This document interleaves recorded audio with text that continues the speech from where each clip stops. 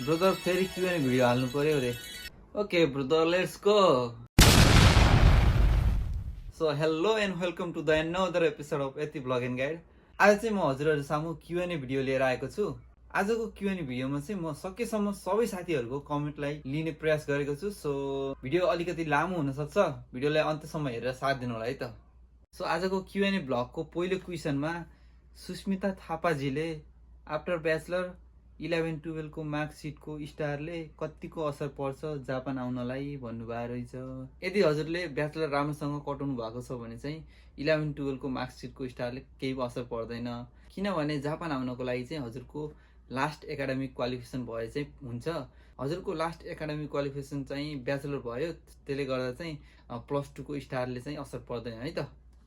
अनि नेक्स्ट क्वेसनमा चाहिँ अमृता आलेजीले टोटल खर्च कति लाग्छ एप्लाई गरेदेखिको सबै फी अनि भिजाको, अनि ऋण तिर्न कति समय जति लाग्छ होला, त्यहाँका स्टुडेन्टहरूसँग घुलमिल हुन कतिको गाह्रो होला, मिक्स्ड स्कलरसिपको बारेमा पनि सक्नुहुन्छ भने भिडियो बनाउनु है, प्लिज क्युएनएमा राख्नु है भन्नुभएको रहेछ। सो जापान आउनको लागि कति खर्च लाग्छ, प्रोसेस कस्तो हुन्छ भनेर चाहिँ म छुट्टा एउटा भिडियो बनाएको छु।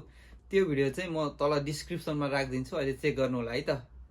अनि कुरो रह्यो यहाँका स्टुडेन्टहरूसँग घुलमिल हुन कतिको गाह्रो हुन्छ भन्नुभएको रहेछ। स्टुडेन्टहरूसँग घुलमिल हुन चाहिँ हजुरले अब जापानिज ल्याङ्ग्वेज चाहिँ राम्रो हल्का नेपालबाटै बनाएर आउनु पर्यो। हुन त अरू यहाँ आउने स्टुडेन्टहरू पनि जापानिज ल्याङ्ग्वेज खासै राम्रो त हुँदैन, तैपनि अलिकति राम्रो बनाएर आउनुभयो भने चाहिँ अब जापानिजमा इन्टरेक्ट गर्न चाहिँ सजिलो हुन्छ। र अर्को कुरा रह्यो मिक्स्ड स्कलरसिपको बारेमा। मिक्स्ड स्कलरसिपको बारेमा चाहिँ म छुट्टा एउटा भिडियो लिएर आउँछु है। यो भिडियोमा इन्क्लुड गर्ने हो भने चाहिँ भिडियो अलिकति लामो पनि हुनसक्छ, सो स्टे ट्युन है त। र अर्को कमेन्टमा हिमाल श्रेष्ठजीले दाइ कुरुमा अटोमोबाइलको बारेमा भिडियो बनाउनु न भन्नुभएको रहेछ। यो अटोमोबाइलको बारेमा चाहिँ मैले एउटा यसभन्दा पहिले एउटा छुट्टा भिडियो बनाएको छु, त्यो भिडियो चाहिँ मैले तल डिस्क्रिप्सनमा राखिदिन्छु, अहिले चेक गर्नु होला है त ब्रो। सरोज तामाङजीले ब्रो स्टुडेन्ट भिजामा आउँदा कोठा लिएर बस्दा राम्रो हुन्छ कि होस्टेल बस्दा राम्रो हुन्छ प्लिज भनिदिनु पर्यो भन्नुभएको रहेछ है। अब सुरुमा चाहिँ हजुरले अब 6 महिना अथवा 1 वर्ष जति होस्टेल बस्ने, अनि त्यसपछि बल्ल कोठा लिएर बस्दा चाहिँ राम्रो हुन्छ, किनभने अब सुरुमै कोठा लिएर बस्न खोज्यो भने चाहिँ अब यहाँ आएर त्यो म्यानेज गर्न गाह्रो हुन्छ है।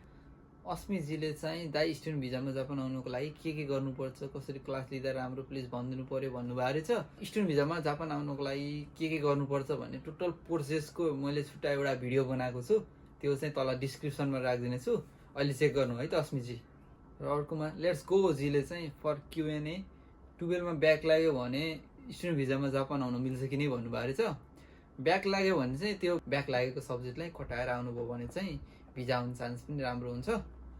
र अर्को कमेन्टमा सचिन पोखरेलजीले in which place do you live and which school that you studying now, location needed भन्नुभएको रहेछ है।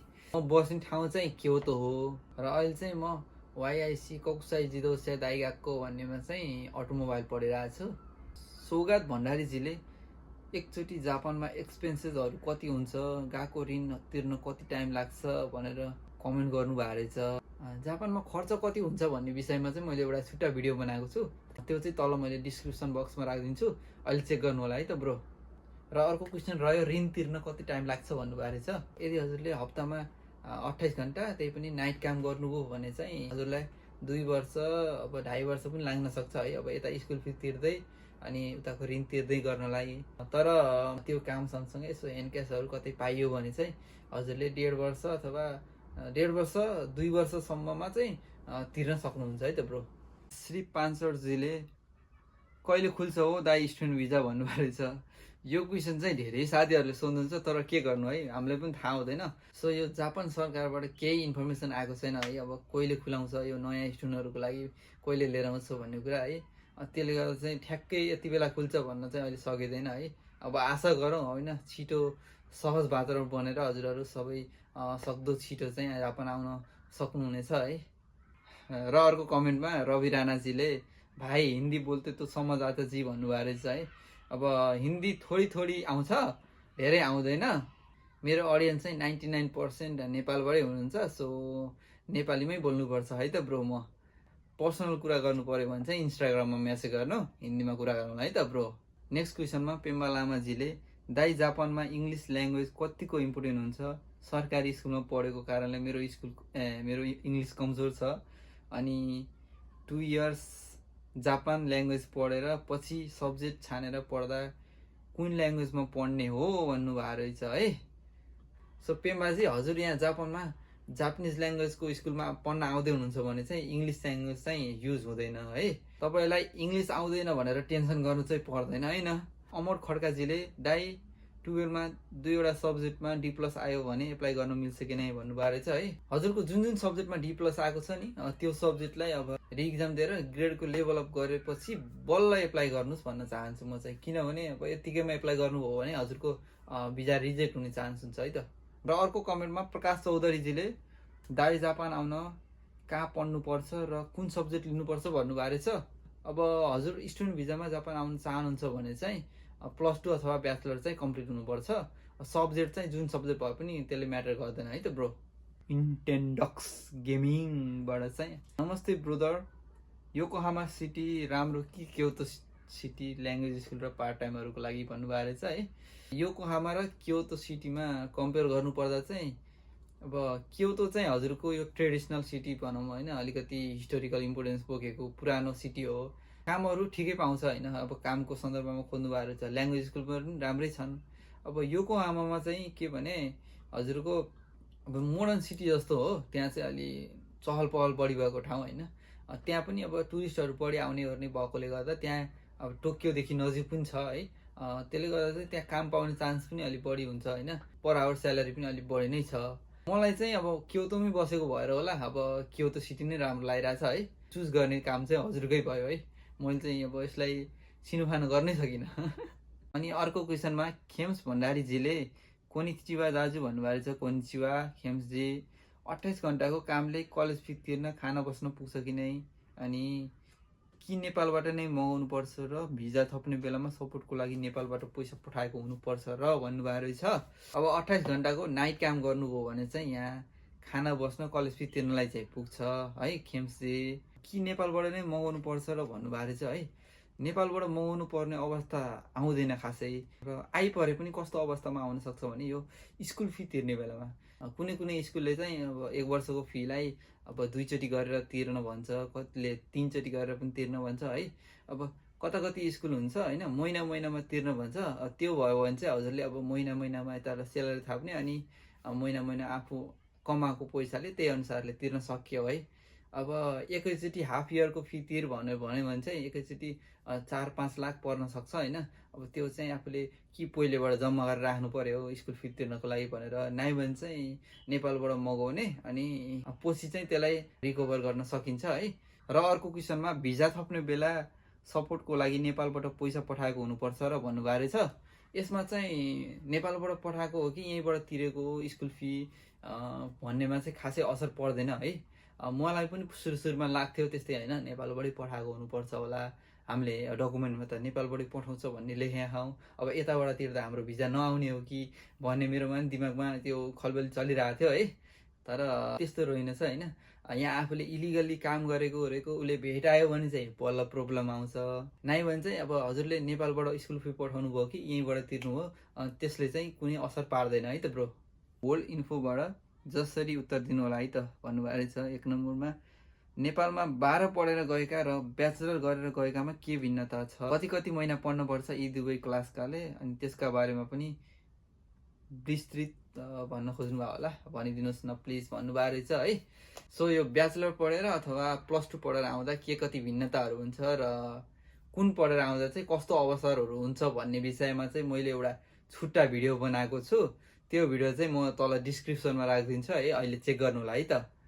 सनम श्रेष्ठजीले ब्रो कुन इन्टेकमा आउँदा राम्रो हुन्छ भन्नुभएको छ है। 4वटा इन्टेक हुन्छ, तीमध्ये स्टुडेन्ट भिजामा जापान आउनको लागि बेस्ट इन्टेक भनेको चाहिँ अप्रिल इन्टेक हो है ब्रो। क्रिप गेमरजीले चाहिँ कन्सल्टेन्सीबाट स्टुडेन्टहरूलाई कतिको हेल्प पाउँछ भन्नुभएको रहेछ। हेल्प चाहिँ ठिकै पाउँछ है। अब कन्सल्टेन्सी हेरिकन पनि फरक हुन्छ। अब नेपालबाट गएपछि हामीले रुम खोज्नु पर्छ कि स्कुलको होस्टेलमा बस्ने हो भन्नुभएको रहेछ। ब्रो धेरै जस्तो स्कुलहरूमा चाहिँ यहाँ आउँदा सुरुमै अब रुम खोजेर बाहिर बस्नु पर्दैन है। गएकोहरूको आफ्नै होस्टेल हुन्छ अनि त्यही होस्टेलमा बस्न मिल्छ। अनि मैले यसो कुरा सुनेको थिएँ, बोइजले भन्दा गर्ल्सले बढी स्यालेरी पाउँछ भनेर। के हो दाजु भन्नुभएको रहेछ। मैले पनि नेपालबाट त्यही सुनेर आएको, तर यहाँ आएर हेर्दा चाहिँ सबैको स्यालेरी बराबर रहेछ। र अर्को क्वेसनमा, अनि दाजु चाहिँ अहिले पढिराख्नु भएको छ कि स्टडी सकिसक्नुभयो भन्नुभएको रहेछ। म चाहिँ अहिले ल्याङ्ग्वेज स्कुल सकेर सेनमुन गएकोमा पढ्दैछु है त ब्रो। सोल्टी एक्सडी फायरबाट चाहिँ ल्याङ्ग्वेज स्कुलबाट इन्टरभ्यूमा पास भएपछि न्याटको इक्जाम दिइराख्न पर्छ र भन्नुभएको रहेछ। अनि डाइरेक्ट एम्बेसीमा इन्टरभ्यू दिएर जान पाइँदैन। अनि न्याटको इक्जाममा पास गर्यो भने एम्बेसीबाट इन्टरभ्यू लिँदैन रे हो भन्नुभएको रहेछ। अब स्कुलको इन्टरभ्यू पास गरेर स्कुलले चाहिँ हजुरलाई एक्सेप्ट गरिसकेपछि हजुरले न्याटको इक्जाम दिनै पर्छ भन्ने कम्पलसरी त छैन है ब्रो। तर यदि हजुरले न्याट अथवा जिएलपिटीको इक्जाम दिनुभयो र त्यसमा चाहिँ ए ग्रेड ल्याउनुभयो भने चाहिँ अब इन्टरभ्यू नलिकन हजुरलाई भिजा दिने चान्स चाहिँ बढी हुन्छ। तर इन्टरभ्यू लिँदै नलिने भन्ने चाहिँ हुँदैन है ब्रो। र अर्को कमेन्टमा सौरभ सुवेदीजीले यहाँदेखि जापानको युनिभर्सिटीमा कसरी एप्लाई गर्नु भन्नुभएको रहेछ। यो एप्लाईको प्रोसेस र टोटल खर्च सहितको मैले एउटा छुट्टा भिडियो बनाएको छु, त्यो चाहिँ मैले तल डिस्क्रिप्सनमा राखिदिन्छु, अहिले चेक गर्नु होला है त। र अर्को कमेन्टमा, दाइ मेरो अब +2 सकियो, मैले अब जापानको लागि कहिले एप्लाई गर्दा ठिक हुन्छ, यसो भनिदिनु पर्यो दाजु, बिग फ्यान दाजु हजुरको भन्नुभएको रहेछ है। सोनु राईजीले थ्याङ्क यू फर यो कमेन्ट है। अब जापान आउनै खोज्नुभयो भने चाहिँ अप्रिल इन्टेकमा एप्लाई गर्नु होला। अप्रिल इन्टेकमा एप्लाई गर्नुभयो भने चाहिँ हजुरको भिजा आउने चान्स पनि बढी हुन्छ। So best of luck. Laxmi चौधरीजीले चाहिँ हजुर अहिले कति इयर्स भयो नि जापान बसेको भन्नुभएको रहेछ। म जापान आएको चाहिँ खासै धेरै भएको छैन, भर्खर 2.5 वर्ष भयो। समीर पौडेलजीले चाहिँ जापानमा त्यति साह्रो स्ट्रेस हुन्छ कि नै न्यू स्टुडेन्टहरूको लागि भन्नुभएको रहेछ है। हजुरले अब भर्खर नेपालबाट त्यत्रो ऋण काटेर आएको, यहाँ काम गर्नु पर्यो, स्कुल जानु पर्यो, यताउताको प्रेसर छ भनेर टेन्सन बढी लिनुभयो भने चाहिँ हजुरलाई स्ट्रेस यसै पनि हुन्छ। हजुरले चाहिँ त्यो जुन यो हजुरको रेस्पोन्सिबिलिटी छ नि त्यसलाई कसरी लिनुहुन्छ भन्ने कुरा हो। त्यसलाई हल्का तरिकाले लिनुभयो र जस्तो आए पनि सामना गर्न सक्छु भन्ने एउटा हिम्मत बोकेर अगाडि बढ्नुभयो भने चाहिँ हजुरलाई यो स्ट्रेस हुँदैन है। नाइ भने नर्मल्ली प्रायः जसो सुरुमा चाहिँ धेरै जसोलाई स्ट्रेस हुने गर्छ है। यो चाहिँ हजुरले अब मनोबल उच्च बनाएर आउनु होला। बेस्ट अफ लक भन्न चाहन्छु है त ब्रो। दिनेश मल्लजीले चाहिँ दाइ कति घन्टा काम गर्ने स्टुडेन्टहरू रिप्लाई मी प्लिज भन्नुभएको रहेछ है। ब्रो जापानमा स्टुडेन्टहरूले लिगल्ली काम गर्न मिल्यो भनेको विकली 28 घन्टा मात्र हो है। मनिषाजीले चाहिँ जापान गएपछि जबहरू चाहिँ कसरी खोज्ने होला त्यो पनि भनिदिनु न है भन्नुभएको रहेछ है। जापान आएपछि कामहरू कसरी खोज्ने भन्ने विषयमा म एउटा छुट्टा भिडियो लिएर आउँदैछु, सो स्टे ट्युन भन्न चाहन्छु। युवराज खनालजीले चाहिँ ब्रो जनवरी इन्टेक कतिको ठिक छ होला भनिदिनु न भन्नुभएको रहेछ है। अब जनवरी इन्टेक भनेको भिजा रेसियो सबभन्दा कम भएको इन्टेक हो। अब भिजा आउने चान्स हाई भएको इन्टेकमा एप्लाई गर्छु भन्ने हो भने चाहिँ हजुरले अप्रिल इन्टेकमा एप्लाई गर्नुहोस् भन्न चाहन्छु। र अर्को कमेन्टमा उद्धव बोहराजीले दादा हामीले अटोमोबाइलको बारेमा यताबाट केही नसिक्यो नि त्यहाँ पढ्यो भने सकिन्छ नि पढ्न भन्नुभएको रहेछ। अब मलाई पनि अटोमोबाइलको बारेमा केही थाहा थिएन नेपालबाट आउँदा है। सो नेपालमा जुन सब्जेक्ट पढेको भए पनि जापान आएर यो ल्याङ्ग्वेज पढिसकेपछि अटोमोबाइल कलेजमा जोइन हुन मिल्छ है त ब्रो। अर्को कमेन्टमा र नमेन्द्र हो कि नमइन्द्र हो, सरी मैले प्रोनाउन्स राम्रोसँग गरेँ कि गरेन हजुरको नाम है। उहाँले चाहिँ ब्रो लेमिनेटेड सर्टिफिकेटले केही फरक पर्छ कि नै भन्नुभएको रहेछ। लेमिनेसन गरेको सर्टिफिकेटले चाहिँ केही फरक पर्दैन है ब्रो, मेरो पनि लेमिनेसन नै गरेको थियो। र जुना साईजीले चाहिँ रेस्टुरेन्टहरूमा काम चाहिँ कस्तो गर्न पाउँछु भन्नुभएको रहेछ। अब रेस्टुरेन्टहरूमा काम त त्यही हो।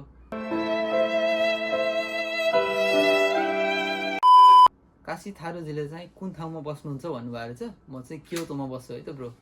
विजय कुमारजीले चाहिँ हेलो दाइ, ब्याचलर पास गरेर जापान आउँदा 2 इयर ल्याङ्ग्वेज पढेर वर्किङ भिजा पाइन्छ कि नै, यसको प्रोसेसहरू के कस्तो हुन्छ एउटा भिडियो बनाइदिनुहोस् प्लिज भन्नुभएको रहेछ है।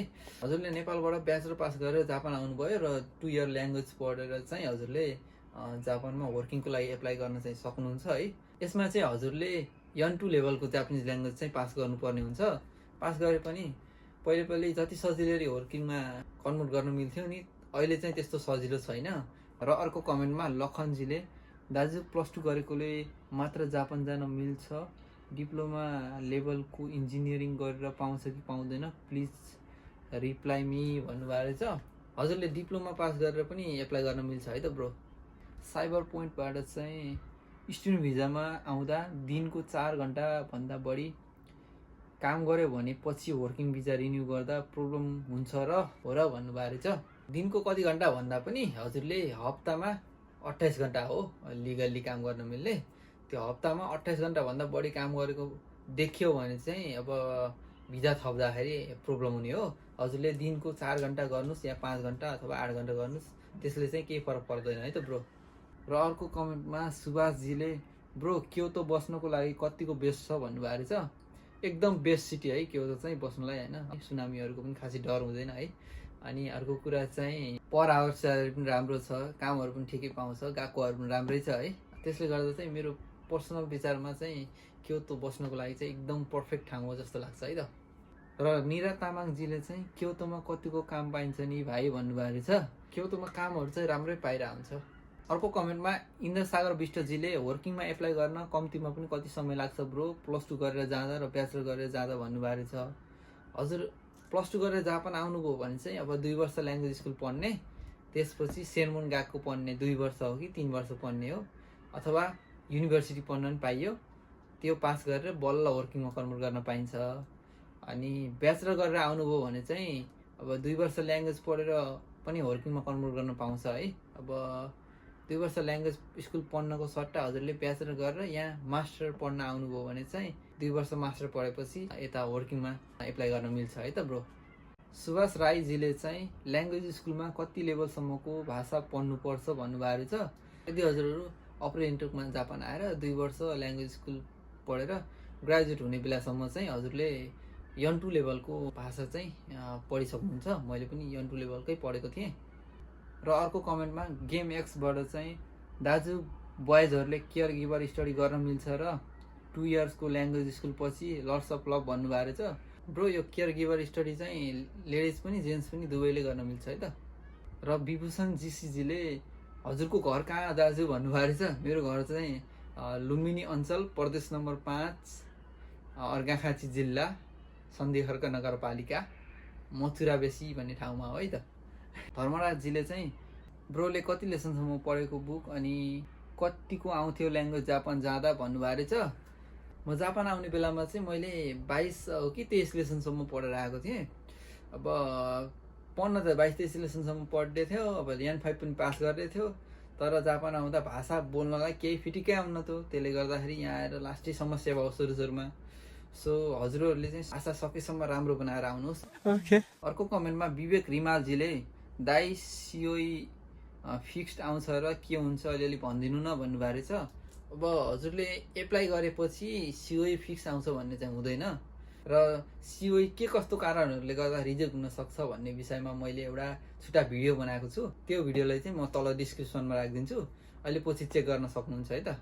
अनमोलजीले चाहिँ दाइ तपाईँले +2 गरेर जानुभएको कि ब्याचलर गरेर? मैले +2 साइन्स सक्न लागि अब आउँदा कस्तो हुन्छ भन्नुभएको रहेछ। ब्रो म चाहिँ +2 गरेर लगत्तै जापान आएको।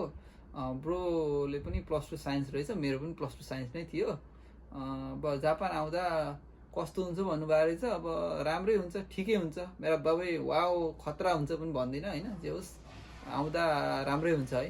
र अर्को कमेन्टमा गड अफ वारबाट चाहिँ प्लिज मैले 3 वर्षको डिप्लोमा इन सिभिल इन्जिनियरिङ गरेको छु, म आउनु पाउँछु कि नै रिप्लाई प्लिज गर्नुभएको रहेछ। डिप्लोमा गरेर पनि हजुर जापान आउनु पाउनुहुन्छ है त ब्रो। मिस्टर निन्जा सरले चाहिँ स्कुल टाइम कति हुन्छ, लाइक नेपालमा 8 घन्टा हुन्छ भनेर कमेन्ट गर्नुभएको रहेछ। जापानको ल्याङ्ग्वेज स्कुलहरूको स्कुल टाइम चाहिँ करिब 4 घन्टा जति हुन्छ है त ब्रो। टेक सिजानुबाट चाहिँ हाई ब्रदर भन्नुभएको रहेछ। हेलो, जापानमा नेपालबाट ब्याचलर गरेर आउँदा कस्तो हुन्छ अनि कति टाइममा वर्किङ एप्लाई गर्न सकिन्छ, युनिभर्सिटी जोइन नगरी वर्किङ चेन्ज गर्न सकिन्छ भन्नुभएको रहेछ। हजुरले नेपालबाट ब्याचलर सकेर आउनुभयो भने चाहिँ हजुरले यहाँ आएर ल्याङ्ग्वेज स्कुल पढिसकेपछि ल्याङ्ग्वेज स्कुल ग्रेजुएट भएर अनि चाहिँ वर्किङमा एप्लाई गर्न मिल्छ। यदि फर्दर स्टडी पनि गर्ने मन लाग्यो भने चाहिँ अब युनिभर्सिटीहरू जोइन भएर अथवा सेनमोन गएको भनेको चाहिँ भोकेसनल कलेजहरू जोइन भएर अनि वर्किङमा चेन्ज गर्दा पनि राम्रै हुन्छ है त ब्रो। जमुनाजीले चाहिँ क्लियर पासले हुन्छ स्टुडेन्ट भिजामा एप्लाई गर्नको लागि कि कति % अथवा जिपिएहरू ल्याउनुपर्छ भन्नुभएको रहेछ। हजुर सबै विषयमा फेयर पास हुनुहुन्छ भने चाहिँ हजुरले जापान एप्लाई गर्न सक्नुहुन्छ है त। जिपिए अथवा पर्सेन्टेजले खासै असर पर्दैन। आदित्य जङ कुँवरजीले चाहिँ ब्रो मेरो नि ओसाकामा सिओई आएको छ, ओसाकामा अटोमोबाइल स्कुलहरू कस्तो छ भन्नुभएको रहेछ। ओसाकामा सबभन्दा अलिकति फेमस अटोमोबाइल स्कुल भनेको चाहिँ हन्डाको छ। सो ओसाकामा अरू अरू स्कुलहरू पनि छ, जे होस् राम्रै छ है त ब्रो। लक्पायान शेर्पाजीले चाहिँ मेरो ओसाकाको सिओई आयो अनि नेट 5 पनि पास छ, अब मार्कसिटमा ए आयो भने इन्टरभ्यूमा कतिको इफेक्ट होला मिनासान भनेर कमेन्ट गर्नुभएको रहेछ। हजुरको नेटमा ए आयो भने चाहिँ हजुरको एम्बेसीमा इन्टरभ्यू नलिन पनि सक्छ। मेरो पनि नेटमा ए आएर इन्टरभ्यू नलिकन भिजा दिएको थियो, तर फेरि इन्टरभ्यू लिँदैन भनेर प्रिपेयर नगरिकन चाहिँ नजानु होला, प्रिपेयर चाहिँ भएर जानु होला इन्टरभ्यूको लागि पनि। अनि यमन ढकालजीले इन्ट्रान्स इक्जाम जापानिज ल्याङ्ग्वेज मात्र हुन्छ कि इङ्ग्लिसमा पनि दिन मिल्छ भन्नुभएको रहेछ। उहाँले चाहिँ यो इन्ट्रान्स इक्जाम भन्न खोज्नु भएको चाहिँ युनिभर्सिटी अथवा सेन्मनगाको जाँदाखेरिको इन्ट्रान्स इक्जाम भन्न खोज्नुभयो। त्यो इन्ट्रान्स इक्जाममा चाहिँ हजुरले जापानिज ल्याङ्ग्वेजमै इक्जाम दिनुपर्ने हुन्छ। अनि आयानजीले चाहिँ दाजु स्पोन्सरलाई चाहिँ कुन ल्याङ्ग्वेजबाट सोध्छ होला प्लिज रिप्लाई भन्नुभएको रहेछ। हजुरको स्पोन्सरलाई चाहिँ नेपाली ल्याङ्ग्वेजमै सोध्छ है त ब्रो। अनि मार्सजीले चाहिँ दाजु 2 वर्षमा सबै खान्जी सिकिन्छ भन्नुभएको रहेछ। 2 वर्षमा त कुरै छोडिदिनु, जापानिजहरूलाई पनि सबै खान्जी आउँदैन, अब हामी फरेनरलाई त आउने कुरै भएन है। अनि नरेश गिरिजीले चाहिँ नेपाली स्टुडेन्टलाई स्टुडेन्ट भिजामा जापानको कुन ठाउँमा एप्लाई गर्दा राम्रो होला प्लिज रिप्लाई भन्नुभएको रहेछ। हजुरले जापान एप्लाई गर्दै हुनुहुन्छ भने टोकियो बाहेक अरू ठाउँमा एप्लाई गर्नुहोस्, राम्रै हुन्छ है त ब्रो। अनि सुशीलजीले चाहिँ ब्रो कुन मोबाइल थियो तिम्रो नेपालबाट लगेर जापान सिम चल्यो, अदरवाइज जापानमा नेपालबाट लगेको फोनमा सिम युज हुन्न रे, सो इन्फर्म मी भन्नुभएको रहेछ। मैले नेपालबाट आउँदा नेपालमा चलाइरहेको स्यामसङको मोबाइल ल्याएको थिएँ, त्यही मोबाइलमा जापानको सिम राखेर 1.5 वर्ष जति चलाएँ, अनि पछि चाहिँ अर्को मोबाइल चेन्ज गरेको। सो नेपालबाट ल्याएको फोनमा पनि यहाँको सिम चल्छ है त ब्रो। अमनजीले चाहिँ दाइ हामी लोन लिएर आउनेहरूलाई बिस्तारै त्यसलाई रिकभर गर्न सकिन्छ कि नै भन्नुभएको रहेछ। हजुरले मात्र नभएर हामी प्रायः जसोले चाहिँ लोन लिएरै आएको हुन्छौँ, अब त्यसलाई चाहिँ हामीले 1.5 देखि 3 वर्षसम्ममा चाहिँ रिकभर गर्न सकिन्छ है त ब्रो। अनि स्वाहानजीले चाहिँ ब्रो +2मा साइन्स पढेकोले मात्र अटोमोबाइल पढ्न पाउने हो कि म्यानेजमेन्ट पढेकोले नि मिल्छ भन्नुभएको रहेछ। ब्रो नेपालमा हजुरले जुन सब्जेक्ट पढ्नु भएको भए पनि जापानमा आएर ल्याङ्ग्वेज पढिसकेपछि हजुरले अटोमोबाइल पढ्न मिल्छ। अनि चन्द्र तामाङजीले चाहिँ जापान आएको कति दिनमा पार्ट टाइम जब गर्न मिल्छ, अनि कोठा भाडा स्कुल फी र खाना बस्नु पुग्छ कि नै भन्नुभएको रहेछ। ब्रो हजुर जापान आएपछि हजुरको रेसिडेन्स कार्डमा 28 घन्टा काम गर्न मिल्ने भन्ने छाप लगाइदिन्छ एउटा इमिग्रेसनबाट, एयरपोर्टमै लगाइदिन्छ। अनि त्यसपछि स्कुलले स्टुडेन्ट कार्ड बनाइदिन्छ, अनि हाङको बनाउन सहयोग गर्छ, र ब्याङ्क कार्ड पनि बनाइसकेपछि हजुरले काम चाहिँ सुरु गर्न सक्नुहुन्छ। अनि पार्ट टाइम जब गरेर चाहिँ हजुरले कोठा भाडा स्कुल फी खाना बस्न तिर्नलाई चाहिँ पुग्छ है त। अर्को कमेन्टमा साउन्ड्स एन्ड म्युजिकबाट ब्रो जापानमा कुन कुन फ्याकल्टी छ, कस्ट र कति इयर्सको हुन्छ त्यसको बारेमा पनि भिडियो बनाउनु पर्यो भनेर कमेन्ट गर्नुभएको रहेछ। ब्रो यसको बारेमा चाहिँ मैले यसभन्दा पहिले एउटा भिडियो बनाएको छु, त्यो भिडियो चाहिँ म तल डिस्क्रिप्सनमा राखिदिन्छु, अहिले चेक गर्नु होला है त। अनि ज्ञानुजीले चाहिँ दाइ हामी जापान आएपछि नेक्स्ट इयरको फी कहिले तिर्नुपर्छ भनेर कमेन्ट गर्नुभएको रहेछ। अब नेक्स्ट इयरको फी तिर्ने सन्दर्भमा चाहिँ हजुरले सेकेन्ड इयर सुरु हुनुभन्दा 2-3 महिना अगाडि नै तिर्न सक्नुपर्छ। प्रकाश चन्दजीले युनिभर्सिटी जोइन गरेपछि सेभिङ हुन्छ कि हुन्न, नेपालबाट पैसा पठाउनु त पर्दैन नि भन्नुभएको रहेछ। यदि हजुरले हप्तामा 28 घन्टा बाहेक यसो ह्यान्ड क्यासहरू यताउता गर्नुभयो भने चाहिँ सेभिङ अलि हुन पनि सक्छ, नै भने अब 28 घन्टा मात्र काम गर्नुभयो भने चाहिँ अब स्कुल फी तिर्ने खाना बस्न गर्दा ठिक्क हुन्छ, हल्का सेभिङ पनि गर्न सक्नुहुन्छ है त। It depends on you. पुरनजीले चाहिँ हेलो नमस्ते दाजु, जापानमा वर्किङ भिजामा चेन्ज गरेपछि पनि टाइम लिमिट हुन्छ र, अनि वर्किङमा चेन्ज गरेपछि कम्पनी बाहेक अरू ठाउँमा पार्ट टाइम गर्न पाउँछ कि पाउँदैन भन्नुभएको रहेछ। हजुरले वर्किङ भिजामा चेन्ज गरेपछि चाहिँ जुन कम्पनीमा काम गर्दै हुनुहुन्छ नि त्यो कम्पनी बाहेक अरू ठाउँमा काम गर्न चाहिँ मिल्दैन है त ब्रो। पवनजीले चाहिँ ब्रो ल्याङ्ग्वेजको गएको सकेपछि के पढ्दा राम्रो हुन्छ होला भन्नुभएको रहेछ। अनि यसको बारेमा चाहिँ मैले पहिले भिडियो बनाइसकेको छु, कुन सब्जेक्ट पढ्दा चाहिँ कस्तो स्कोप छ भन्ने विषयमा एउटा भिडियो बनाइसकेको छु, तल डिस्क्रिप्सनमा राखिदिन्छु, अहिले चेक गर्नु होला है त ब्रो। अर्को कमेन्टमा कृति कर्मचार्यजीले दाइ अटोमोबाइलमा गर्ल्सले पनि पढ्न मिल्छ, अनि कुन सब्जेक्ट पढेको हुनुपर्छ नेपालमा भन्नुभएको रहेछ। अटोमोबाइलमा चाहिँ लेडिजहरूले पनि पढ्न मिल्छ, अनि जुन सब्जेक्ट पढेको भए पनि हुन्छ है त नेपालमा हजुरले। र पूजा निरौलाजीले स्टुडेन्ट भिजामा जापान आउँदा हाफ फी यतैतिरबाट अनि हाफ फी उतै आएर तिर्न मिल्छ कि न प्लिज, यसको लागि पनि एउटा भिडियो बनाइदिनु पर्यो भन्नुभएको रहेछ हजुरले। पहिलो वर्षको हाफ फी भनेको 6 महिनाको फी नेपालबाट तिर्ने अनि जापान आएर एक्स्ट्रा 6 महिनाको जापान आएर तिर्ने, त्यो गर्न मिल्छ। तर यदि हजुरले नेपालबाट 1 वर्षको तिरेर आउनुभयो भने चाहिँ यहाँ आएर अलिकति सजिलो हुन्छ हजुरलाई होइन। नाइ 6 महिनाको मात्र तिरेर आउनुभयो भने चाहिँ यहाँ आएर त्यो एउटा कोही यताउताबाट हेल्प गर्ने हुनुहुन्छ भने त ठिकै हो, नाइ भने चाहिँ अब आफैले कमाएर तिर्नुपर्ने अवस्थामा चाहिँ यहाँ आएर हर त सुरुमा काम पाउने हो कि होइन, पाए पनि अब कस्तो पाउने भन्ने कुरा थाहा हुँदैन नि त। त्यसले गर्दाखेरि त्यो पछि फी जुटाउन सकेन भने अलिकति गाह्रो पनि हुनसक्छ है। त्यसले गर्दा चाहिँ सकेसम्म चाहिँ नेपालबाट 1 इयरको फी तिरेर आउनुभयो भने चाहिँ यहाँ आएर तपाईँलाई अलिकति स्ट्रेस चाहिँ कम हुन्छ भन्न चाहन्छु है त। र अर्को कमेन्टमा फ्रेकिङ मोक्ताङजीले चाहिँ दाइ जापानमा विड लिगल छ कि नै भनेर कमेन्ट गर्नुभएको रहेछ। जापानमा चाहिँ विड नेपालमा जस्तै इलिगल छ है ब्रो। अब जति खानु नेपालमै खाएर आउनु होला होइन, यहाँ चाहिँ इलिगल छ है त। अर्को कमेन्टमा चाहिँ वान साइड ओन्लीबाट चाहिँ how I will verify my Indian education certificate in Nepal भन्नुभएको रहेछ। यसको बारेमा चाहिँ मलाई नलेज छैन है ब्रो। हजुरले चाहिँ अब नजिकको कन्सल्टेन्सीसँग कन्सल्ट गरेर कसरी गर्न मिल्छ भन्ने कुरा सोध्न सक्नुहुनेछ। अनि अर्को क्वेसन सोध्नुभएको रहेछ उहाँले नै, अनि भिजा आएपछि कहिले जापान जाने, टाइम कति लाग्छ भनेर भन्नुभएको रहेछ। भिजा आएपछि जापानको बोर्डर खुल्यो र प्लेन उड्यो भने चाहिँ जति बेला पनि जान मिल्छ है त ब्रो। उहाँले नै अर्को क्वेसन सोध्नुभएको रहेछ, विच सर्टिफिकेट मोस्ट इम्पोर्टेन्ट भन्नुभएको रहेछ। हजुरले जापान आउँदा चाहिँ बेसिक सर्टिफिकेटहरू जस्तै अब +2 पास गर्नुभएको छ भने +2 अथवा ब्याचलर पास गर्नुभएको छ भने ब्याचलरको मार्कसिट र सर्टिफिकेट चाहिँ लिएर आउनु होला।